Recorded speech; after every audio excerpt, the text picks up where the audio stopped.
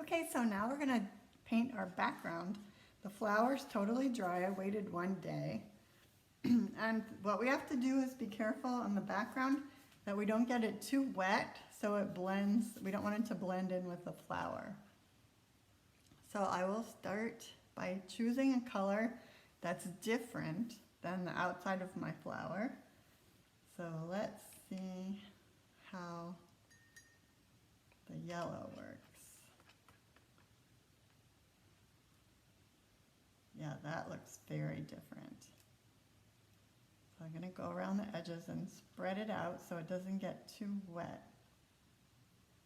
You can choose another color. It doesn't have to be yellow, but just what color would you want to not choose? If you said red or orange, you're right, because those colors are very close to what color the flower is. This is a small paintbrush for the large area that we're doing, but it's very good for going around the edges. Just use the tip of your brush and go slowly around the edges. Get it a little bit wet, not too wet. And get it really bright so it looks like a nice bright yellow.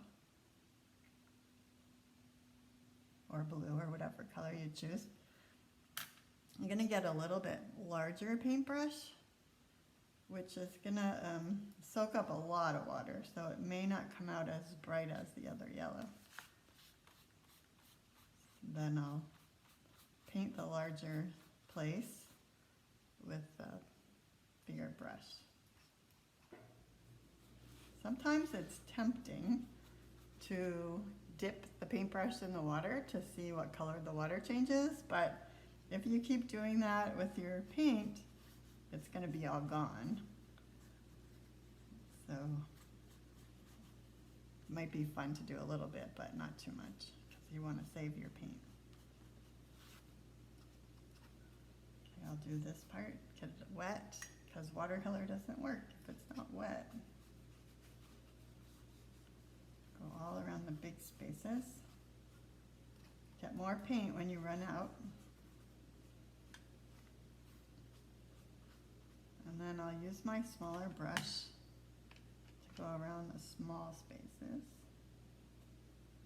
Use the tip of the brush to kind of go around the edges. Takes lots of patience,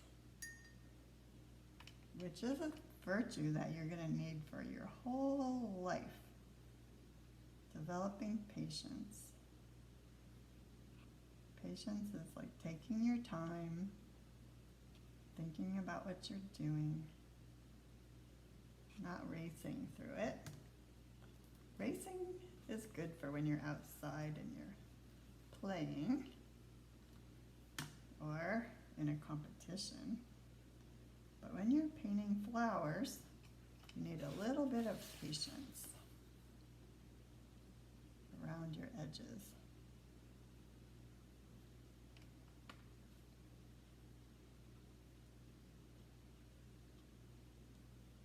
And remember, you can take frequent breaks. This is a process that will take 2 art classes normally. 2 50-minute art classes. Oh, you can see it's getting a little wet, so my flower is starting to blend in with the yellow. I don't want to get it too wet. Spread it out so the puddle doesn't develop there. It's kind of like if your feet are inside of a puddle and then you spread your feet outside of the puddle to make a water line on the sidewalk.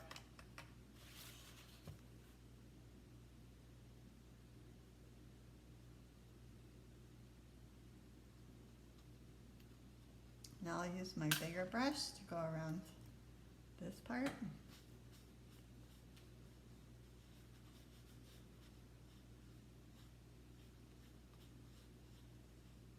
Oops, see what happened.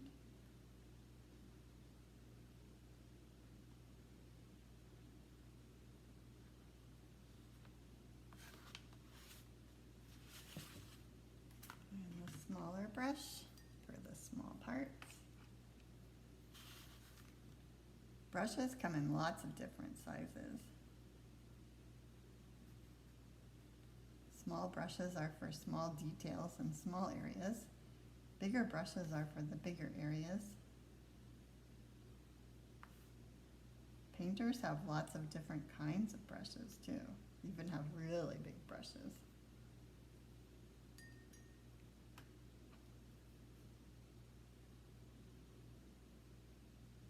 I'm almost done.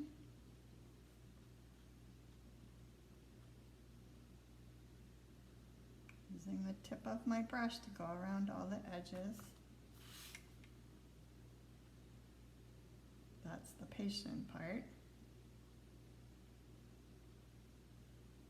Then the bigger brush doesn't take very long.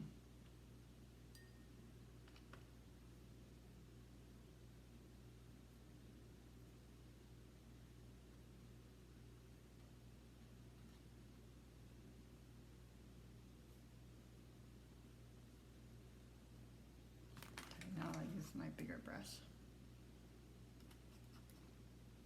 and fill in these areas. You can see where it started to blend, so I'm going to spread out that yellow puddle.